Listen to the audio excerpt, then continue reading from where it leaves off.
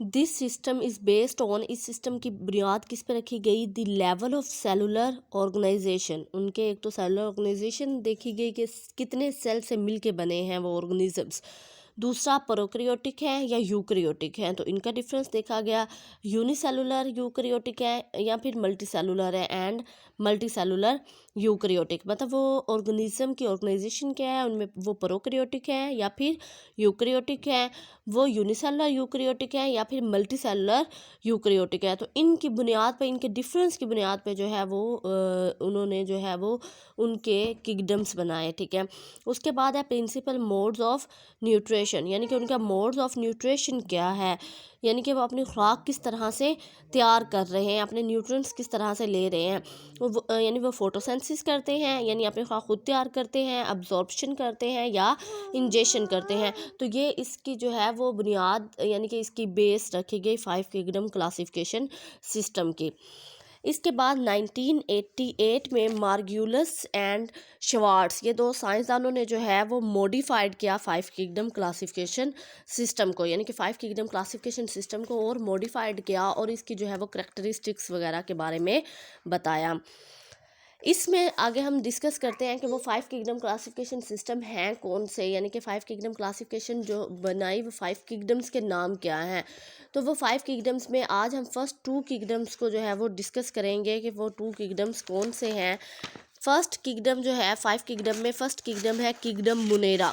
Kingdom मुनेरा, अब kingdom मुनेरा जो है, किंगडम मुनेरा की अगर करैक्टरिस्टिक्स हम देखें तो किंगडम मुनेरा में प्रोकैरियोटिक ऑर्गेनिजम्स, जितने भी प्रोकैरियोटिक ऑर्गेनिजम्स हैं वो आते हैं। प्रोकैरियोटिक हम कहते हैं जिनके अंदर वाज या न्यूक्लियस मौजूद नहीं होता। प्रोकैरियोटिक कौन से ऑर्गेनिज्म होते हैं, जिनके अंदर वाज या न्यूक्लियस मौजूद नहीं होता।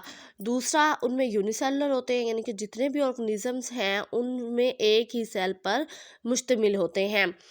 थर्ड जो इसकी करैक्टरिस्टिक्स है कि सम टाइप्स फॉर्म चेन, यानी कि यूनिसेलुलर है लेकिन कुछ जो हैं वो चेन की सूरत में प्रेजेंट होते हैं, या फिर वो क्लस्टर्स गुच्छे बना कर रहते हैं, या फिर कॉलोनीज की सूरत में रहते हैं, कॉलोनियाँ बनाकर रहते हैं।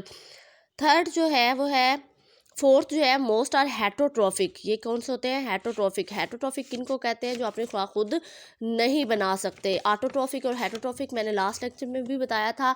ऑटोट्रॉफिक वो ऑर्गेनिज्म होते हैं जो अपनी खुराक खुद बनाते हैं, जबकि हेटरोट्रॉफिक वो है जो अपनी खुराक खुद नहीं बना सकते। तो ये इसकी करैक्टरिस्टिक्स हैं कि ये प्रोकैरियोटिक ऑर्गेनिजम्स होते हैं, यूनिसेलुलर होते हैं, और कुछ जो है वो चेन, क्लस्टर या कॉलोनीज की सूरत में रहते हैं। मोस्ट आर हेटरोट्रॉफिक होते हैं, एग्जाम्पल इनकी बैक्टीरिया और बैक्टीरिया है। इसके बाद हम देखते हैं किंगडम प्रोटिस्टा को, कि किंगडम प्रोटिस्टा क्या होता है। तो किंगडम प्रोटिस्टा जो है ये यूकैरियोटिक होता है, यूनिसेलुलर होता है। अब यूकैरियोटिक यानी इनके अंदर वाज या न्यूक्लियस मौजूद होता है, यूनिसेलुलर होता है, और कुछ जो है वो सिंपल मल्टीसेलुलर होते हैं। मल्टी का मतलब होता है जिसमें एक से ज़्यादा सेल मौजूद हो, लेकिन ये बहुत ज़्यादा नहीं होते, सिंपल मल्टीसेलुलर होता है। यूनिसेलुलर कुछ भी हैं जिनके अंदर सिर्फ एक सेल है, और यूकैरियोटिक होते हैं। बल्कि जो सिर्फ किंगडम मुनेरा है ये ही एक प्रोकैरियोटिक ऑर्गेनिजम्स है, बाकी जो 4 किंगडम्स हैं उन चारों में यूकैरियोटिक ऑर्गेनिजम्स ही प्रेजेंट होते हैं। अब प्रोटिस्टा की टाइप्स देखें तो प्रोटिस्टा की 3 मेन टाइप्स हैं, एल्गी, प्रोटोजोन्स और fungi like. Algae, protozoans and fungi like, इन तीनों की भी हम प्रॉपर्टीज़ देखेंगे कि एल्गी में क्या प्रॉपर्टीज़ होती हैं, प्रोटोजोन में क्या होती हैं, और फंजाई लाइक में क्या होती हैं।